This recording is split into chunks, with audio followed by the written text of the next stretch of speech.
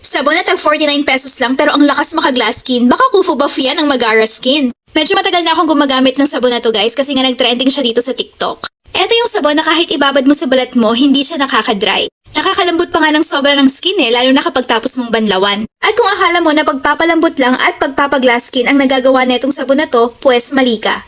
Dahil mara hindi ito yung ordinaryong sabon mo. Dahil meron tong volcanic ash na nakakawala ng pimples, breakouts at acne. Kaya kung ang sabon na hanap mo ay mura pero may resulta, try mo na tong si Kufu Buff.